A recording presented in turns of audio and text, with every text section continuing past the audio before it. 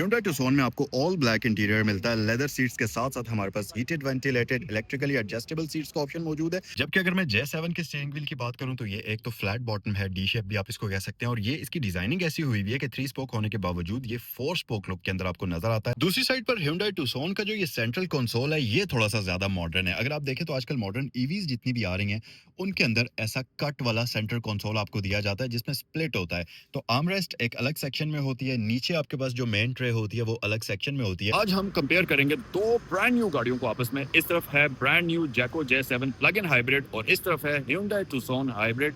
दोनों ही बिल्कुल brand new vehicles हैं और पाकिस्तान के अंदर आने वाले बिल्कुल नए प्रोडक्ट्स हैं। और आज की इस वीडियो में ये क्योंकि डिटेल्ड कंपैरिजन होगा तो मैं आपको ये भी बताऊंगा कि आपकी जरूरत के अकॉर्डिंगली इन दोनों गाड़ियों में से कौन सी गाड़ी आपको खरीदनी चाहिए, कौन सी गाड़ी best value to money offer करती है। तो ये क्योंकि एक कॉम्प्रिहेंसिव वीडियो होगी तो वीडियो को लास्ट तक देखिएगा। अच्छा, दोनों ही गाड़ियां लुक वाइज तो बहुत ही ज्यादा खूबसूरत हैं, लेकिन यहाँ पर इस गाड़ी में और इस गाड़ी में टेक्नोलॉजी का बहुत ज्यादा डिफरेंस है। ये गाड़ी plug in hybrid technology use करती है, जबकि ये वाली जो गाड़ी है ये बेसिकली एक रियल टाइम हाइब्रिड गाड़ी होती है। अब इसमें और इसमें बेसिक फर्क क्या है, आप जब इलेक्ट्रॉनिकली इसको चार्ज करेंगे घर में या कमर्शियल चार्जर पर जैसे भी, तो ये गाड़ी आपको 90 किलोमीटर की प्योर ईवी रेंज प्रोवाइड करती है, जबकि ये वाली गाड़ी पेट्रोल पर ही चलती है सिंपल, और आपको तकरीबन 18 से 19 की एवरेज रियल टाइम सिनेरियोज में देने की सलाहियत रखती है। लेकिन इसमें बेसिकली दो फ्यूल सिस्टम्स यूज किए जाते हैं, एक इलेक्ट्रिक और एक पेट्रोल, जबकि इस गाड़ी में सिर्फ पेट्रोल ही होता है। एक सिंगल फ्यूल सिस्टम पर ये गाड़ी चलती है। जैको J7 की अगर मैं प्राइस की बात करूं तो 1 करोड़ 10 लाख रुपए इस गाड़ी की आस्किंग प्राइस है और इस गाड़ी की प्राइस 1 करोड़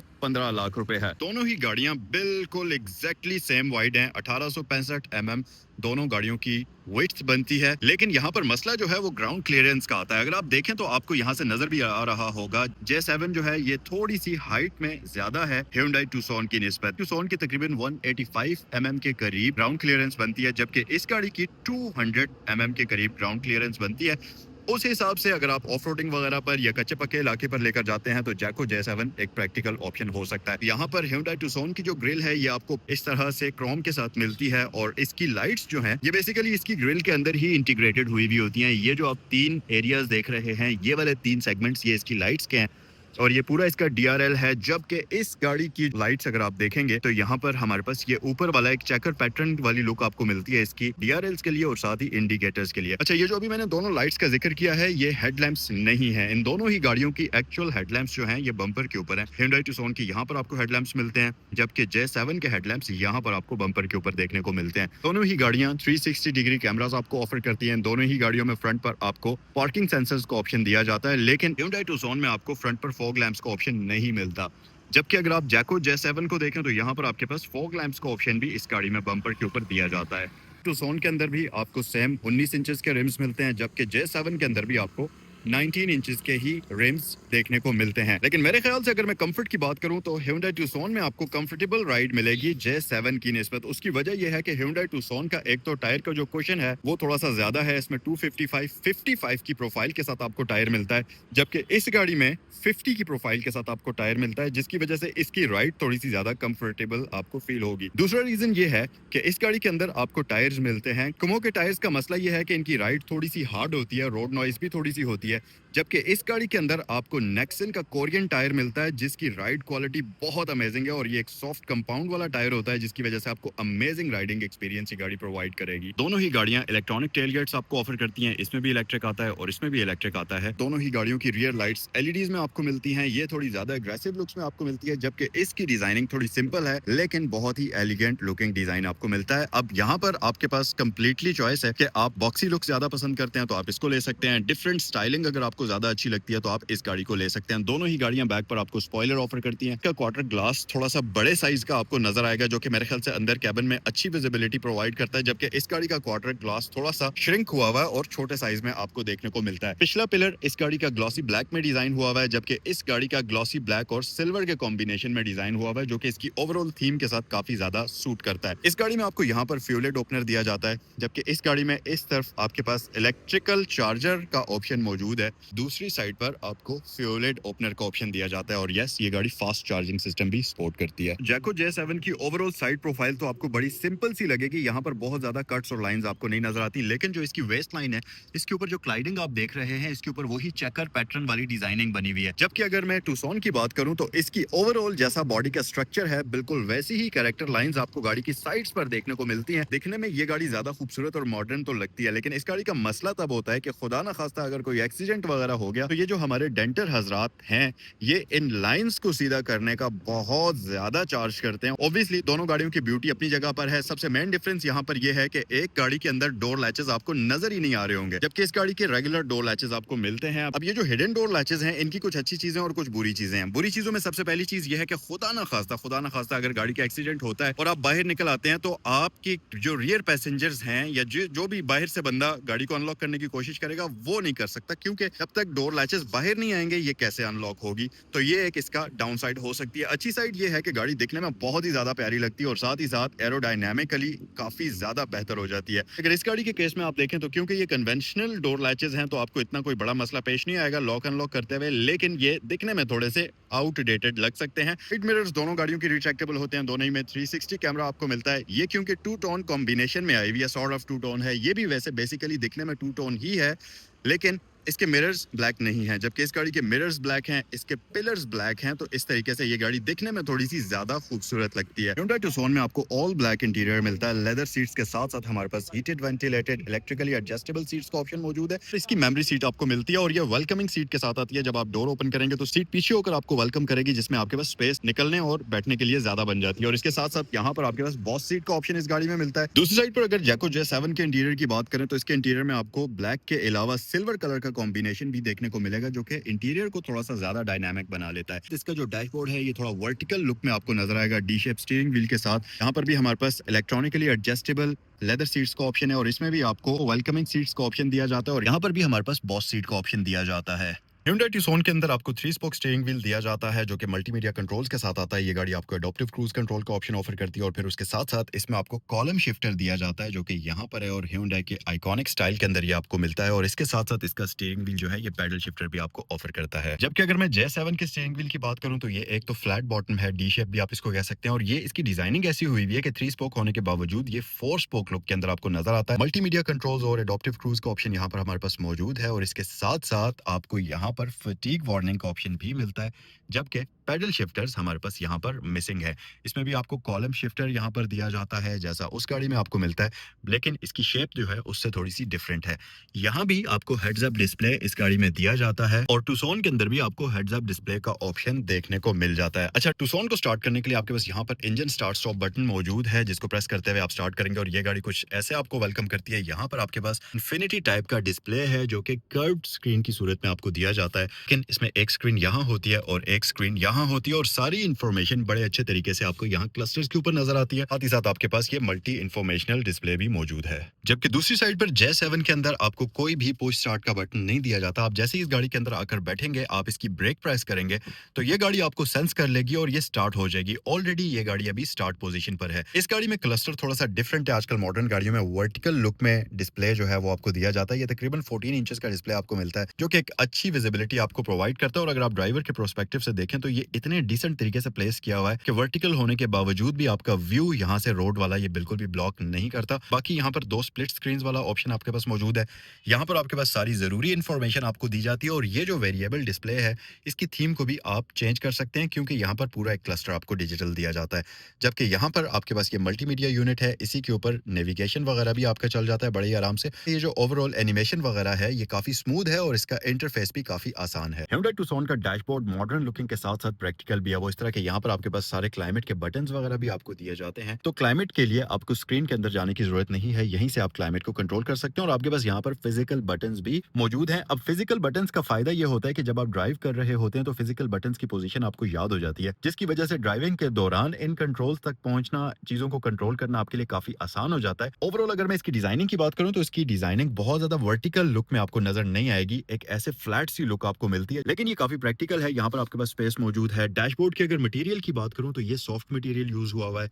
यहाँ पर फैब्रिक टाइप की चीज यूज हुई है। फिर नीचे हमारे पास हार्ड मटेरियल यूज हुआ है। और दूसरी साइड पर अगर J7 के डैशबोर्ड की बात करूं तो यहाँ पर इंटीरियर में बैठकर आपको एक चीज की फील आती है कि आप किसी एसयूवी के अंदर बैठे हुए हैं, क्योंकि अगर आप इसके डैशबोर्ड की ओवरऑल लुक देखें तो ये वर्टिकल थीम के अंदर डिजाइन हुआ है, जो कि दिखने में काफी प्यारा लगता है। अच्छा, कई सारे लोगों का ये भी होता है कि गाड़ी के अंदर बैठकर उनको क्या फील आती है, क्योंकि जाहिर है हर वक्त तो आपने गाड़ी को बाहर साइड से नहीं देखना होता, गाड़ी के अंदर बैठकर भी आपने गाड़ी को एक फील करना होता है, और ऑब्वियसली ज्यादा टाइम जो ड्राइवर का गुजरता है वो गाड़ी के अंदर ही बैठकर गुजरता है। तो ये कंप्लीटली पर्सनल चॉइस है कि आपको इस तरह का एसयूवी लुक में वर्टिकल थीम के अंदर डैशबोर्ड डिजाइन हुआ चाहिए, या आपको Hyundai Tucson का थोड़ा सा फ्लैट सा डैशबोर्ड चाहिए। ये पर्सनली आपकी अपनी चॉइस हो सकती है। डिसएडवांटेजेस की बात करूं तो यहाँ पर किसी किस्म के कोई फिजिकल बटन्स नहीं है। हर चीज को कंट्रोल करने के लिए आपको स्क्रीन के अंदर जाना पड़ेगा, जो कि मेरे ख्याल से काफी बेहतर भी है, काफी बुरा भी है। बेहतर इस तरह से कि अगर आप थोड़ा सा टेक लवर गाय हैं, आपको स्क्रीन्स अच्छी लगती हैं, आपको मेन्यूज अच्छे लगते हैं, और आपको थोड़ा सा मॉडर्न जमाने के हिसाब से अपडेटेड रहना पसंद है, तो ये गाड़ी आप ही के लिए है। अदरवाइज अगर आप मेरे जैसे बंदे हैं जिसको थोड़ा सा बटन्स वगैरह ज्यादा अच्छे लगते हैं, तो फिर मेरे ख्याल से Hyundai Tucson आपके लिए बेस्ट ऑप्शन हो सकती है। दूसरी साइड पर Hyundai Tucson का जो ये सेंट्रल कंसोल है, ये थोड़ा सा ज्यादा मॉडर्न है। अगर आप देखें तो आजकल मॉडर्न ईवीज जितनी भी आ रही हैं, उनके अंदर ऐसा कट वाला सेंट्रल कंसोल आपको दिया जाता है जिसमें स्प्लिट होता है। तो आर्मरेस्ट एक अलग सेक्शन में होती है, नीचे आपके पास जो मेन ट्रे होती है वो अलग सेक्शन में होती है। वायरलेस चार्जर यहाँ पर हमारे पास मौजूद है। फिर आगे आपके पास कुछ और कंट्रोल्स हैं, जिसमें parking sensor, 360 camera, down hill assist control, auto hold, driving modes, और क्योंकि ये ऑल व्हील ड्राइव वेरिएंट है तो इसमें डिफरेंट टेरेन्स के आपको वेरिएंट्स यहाँ पर देखने को मिलते हैं। नीचे आपके पास basic USB ports, type C और 12 वोल्ट की पावर आउटलेट का ऑप्शन भी आपको दिया जाता है। और यार मजे की बात कि वो गाड़ी जो है जैको J7, अभी मैं उस गाड़ी में से बाहर निकला हूँ और वो देखें लॉक हो गई है। कोई बटन मैंने प्रेस नहीं किया, कोई स्विच ऑफ नहीं किया, बस मैं वैसे ही गाड़ी को पार्क में डालकर दरवाजा बंद करके आ गया हूँ, और वो खुद ही स्विच ऑफ भी हो गई है और खुद ही लॉक भी हो गई है।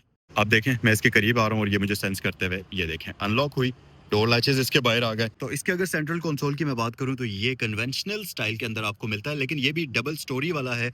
ऊपर एक अलग कंपार्टमेंट है, नीचे एक अलग कंपार्टमेंट है, जिसमें आपको USB A type C ports का ऑप्शन मिलता है और 12 वोल्ट की पावर आउटलेट्स मिलती हैं। इसके साथ साथ ऊपर आपको वायरलेस चार्जर का ऑप्शन दिया जाता है। साथ ही यहाँ पर आपके पास auto modes, lock unlock, headlight switch, EV और एचईवी मोड का बटन आपको दिया जाता है। टूसॉन के अगर मैं ड्राइवर डोर की बात करूं तो क्योंकि इसमें मेमोरी सीट्स आती हैं, तो यहाँ पर उसके लिए आपको बटन्स दिए जाते हैं। स्पीकर ग्रिल्स के ऊपर कोई भी किसी किस्म की ब्रांडिंग तो आपको नहीं दी हुई, लेकिन इस गाड़ी का साउंड सिस्टम अच्छा और डिसेंट किस्म का आपको दिया जाता है, और हमारे पास पैनोरामिक सनरूफ भी इस गाड़ी में आपको मिल जाता है। और अगर मैं J7 की बात करूं तो इसमें क्योंकि सोनी का साउंड सिस्टम आपको दिया जाता है, जिसपे आपको इसकी ब्रांडिंग भी मिलेगी, और यहाँ पर इस गाड़ी के अंदर आपको सोनी का 14 स्पीकर्स वाला साउंड सिस्टम देखने को मिलता है। और साथ ही ये गाड़ी भी आपको सनरूफ का ऑप्शन ऑफर करती है। को J7 के अंदर आपको प्रॉपर एम्बियंस लाइट भी मिलती है, जो कि वेरिएबल होती है। अच्छा, वैसे बेल्स एंड व्हिसल्स तो दोनों गाड़ियों में बहुत ही अमेजिंग किस्म की है, लेकिन प्रैक्टिकलिटी की बात करते हैं कि दोनों गाड़ियों में से ज्यादा प्रैक्टिकल गाड़ी कौन सी है। अगर आप एक ऐसे बंदे हैं जिसने डेली 100 किलोमीटर के रेडियस के अंदर हर सूरत में गाड़ी चलानी ही होती है, और आप उस फ्यूल के खर्चे से बचना चाहते हैं, क्योंकि अगर आपकी डेली गाड़ी तकरीबन 100 किलोमीटर चलती है तो ये बहुत बड़े माइलेज है। अगर आप साल के हिसाब से कंपेयर करें तो ये आपका ठीक ठाक फ्यूल की कॉस्ट बनती है, तो फिर आपके लिए J7 सबसे बेस्ट ऑप्शन होगी। दूसरी साइड पर अगर आप एक ऐसे बंदे हैं जिसको स्टेबल किस्म की हाइब्रिड गाड़ी चाहिए, जो हर वक्त आपको बेस्ट किस्म की फ्यूल एवरेज प्रोवाइड करे, और इसके साथ साथ आप एक ऐसे बंदे हैं जिसको कंफर्ट थोड़ा सा ज्यादा चाहिए, तो फिर मेरे ख्याल से Hyundai Tucson आपके लिए बेस्ट ऑप्शन होगी। उसकी वजह ये है कि ये गाड़ी लंबी व्हील बेस के साथ आती है। J7 से इस गाड़ी की व्हील बेस भी ज्यादा है, इस गाड़ी की सीट्स भी बहुत ज्यादा कंफर्टेबल है, और सबसे मेन डिफरेंस कि इस गाड़ी के अंदर आपको नेक्सन के टायर्स मिलते हैं बड़ी प्रोफाइल के साथ। तो इस गाड़ी का राइडिंग एक्सपीरियंस जैको J7 से बहुत ज्यादा डिफरेंट है। ये गाड़ी आपको उसके मुकाबले में काफी कंफर्टेबल किस्म की राइड ऑफर करती है, लेकिन एक चीज अच्छी उस गाड़ी की ये है कि अगर आपको पावर चाहिए, आपको एक्सेलरेशन चाहिए, फिर J7 बहुत बेस्ट है, क्योंकि उसका टॉर्क इस गाड़ी से बहुत ज्यादा है, उसके हॉर्स पावर्स इस गाड़ी से बहुत ज्यादा है। लेकिन दूसरी साइड पर ट्रैक्शन के मामले में और स्टेबिलिटी के मामले में ये गाड़ी विनर है, क्योंकि ये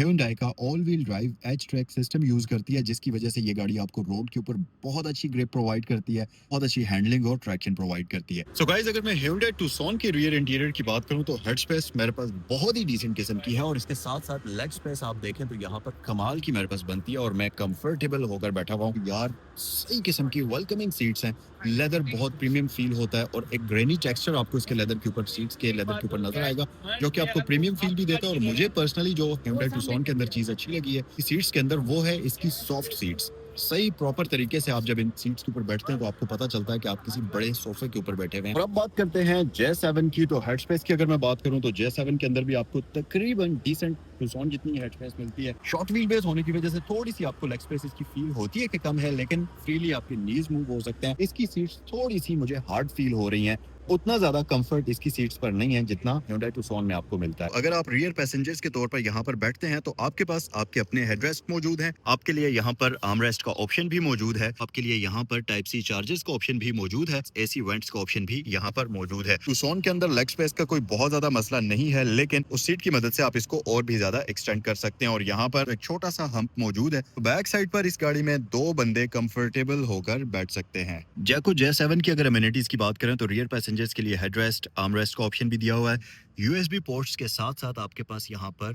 एसी वेंट्स का ऑप्शन भी मौजूद है, लेकिन यहाँ पर दोनों टाइप सी पोर्ट्स आपको नहीं मिलती। एक यूएसबी ए पोर्ट है और एक आपको टाइप सी पोर्ट का ऑप्शन यहाँ पर दिया जाता है। फ्लोर इस गाड़ी का कंप्लीटली फ्लैट है, तो 3 पैसेंजर्स भी अगर आप इस गाड़ी में बैक सीट पर बैठना चाहें तो आप बिल्कुल भी तंग नहीं होंगे। दोनों गाड़ियों के अगर बूट स्पेस की बात करें तो इस गाड़ी की बूट स्पेस तकरीबन 450 लीटर के आसपास है, जबकि इस गाड़ी की बूट स्पेस तकरीबन 600 लीटर के आसपास है। और यहाँ पर बहुत बड़ा डिफरेंस है। इस गाड़ी की जो बूट स्पेस है वो विजिबली आपको बड़ी नजर आ रही होगी और डिफरेंट नजर आ रही होगी। आपको यहाँ पर स्पेयर टायर का ऑप्शन भी दिया जाता है, जो कि काफी प्रैक्टिकल चीज है, खासतौर पर अगर आप लॉन्ग डिस्टेंस पर ट्रैवल करते हैं। लेकिन यहाँ पर J7 के केस में आपको स्पेयर टायर की जगह सिंपल पंचर टूल किट दी जाती है और फिर उसके साथ साथ दोनों गाड़ियों में बूट सेपरेटर ट्रे का ऑप्शन आपको दिया जाता है। दोनों ही गाड़ियों में आपको लाइट्स का ऑप्शन दिया जाता है, वहां पर भी मौजूद है। और यहाँ पर इस तरफ ऊपर आपको लाइट का ऑप्शन दिया जाता है। इस गाड़ी में भी यहाँ पर आपके पास 180 वोल्ट्स की पावर आउटलेट मौजूद है और उस गाड़ी में भी आपके पास 12 वोल्ट्स की पावर आउटलेट मौजूद है। इसके ऊपर पावर नंबर्स तो नहीं लिखे हुए कि ये कितना एग्जैक्टली एम्पेयर्स में पावर देती है। अच्छी बात ये कि जैको के अंदर आपको ये बूट कवर जो है, ये प्रोटेक्शन के लिए ट्रंक कवर जो है, ये फैक्ट्री से ही साथ में मिलता है। J7 के अंदर एक और प्रैक्टिकल चीज है कि इसमें आपको यहाँ ऊपर भी एक एलईडी लाइट दी जाती है, जबकि Hyundai Tucson में आपको यहाँ पर कोई लाइट का ऑप्शन नहीं मिलता। ये था आज का कंपैरिजन। उम्मीद है कि ये वीडियो आपको अच्छी लगी होगी। अब हम बात कर लेते हैं कि किस बंदे को ये वाली गाड़ी खरीदनी चाहिए और किस बंदे को ये वाली गाड़ी खरीदनी चाहिए। लेकिन उससे पहले मैं आपको बता दूं कि ये दोनों ही गाड़ियां सहगल मोटरस्पोर्ट्स पर मौजूद हैं। अगर आप इन दोनों में से कोई भी एक गाड़ी खरीदना चाहें तो ये स्क्रीन पर आपको नंबर्स दिए हुए हैं, इन पर आप कॉल करके इनसे रिलेटेड मालूमात भी हासिल कर सकते हैं। और ये गाड़ी स्लाइटली यूज्ड है, 25 मॉडल है, जबकि ये ब्रांड न्यू 0 मीटर व्हीकल है। इसकी आस्किंग प्राइस 1 करोड़ 15 लाख है और इसकी आस्किंग प्राइस 1 करोड़ 10 लाख है। अगर आप एक ऐसे बंदे हैं जिसने डेली 100 किलोमीटर के रेडियस के अंदर गाड़ी चलानी होती है और आपके घर में सोलर पैनल इंस्टॉल्ड है, तो फिर डेफिनेटली आपको ये गाड़ी ले लेनी चाहिए, क्योंकि लॉन्ग टर्म में ये गाड़ी आपके अच्छे खासे पैसे फ्यूल की मद में बचा लेगी। और अगर आप एक ऐसे बंदे हैं जिसको एक स्टेबल किस्म की हाइब्रिड राइड चाहिए और साथ ही कंफर्ट और बिल्ड क्वालिटी आपका प्राइम टारगेट है, और साथ ही साथ आप एक ऐसी गाड़ी लेना चाहते हैं कि जिसका प्रोडक्ट ट्राइड एंड टेस्टेड हो और डीलरशिप नेटवर्क पार्ट्स की अवेलेबिलिटी का बिल्कुल भी कोई मसला ना हो, तो आप Hyundai Tucson प्रेफर कर सकते हैं, क्योंकि ये गाड़ी अभी नई है। मार्केट में थोड़ा सा टाइम इसको लग जाएगा ट्राई और टेस्ट करने में, और दूसरी बात ये कि इनका डीलरशिप नेटवर्क भी अभी थोड़ा सा नया है, पार्ट्स की अवेलेबिलिटी अनसर्टेन थोड़ी सी हो सकती है। ये थी आज की वीडियो। उम्मीद है कि ये वीडियो आपको अच्छी लगी होगी। अगर पसंद आई तो लाइक कर दें। अगर आपके दोस्तों में से कोई भी बंदा ये गाड़ी या ये गाड़ी खरीदने का सोच रहा है तो इस वीडियो को उनके साथ जरूर शेयर करें, और आपसे नेक्स्ट वीडियो में मिलते हैं। अस्सलाम वालेकुम।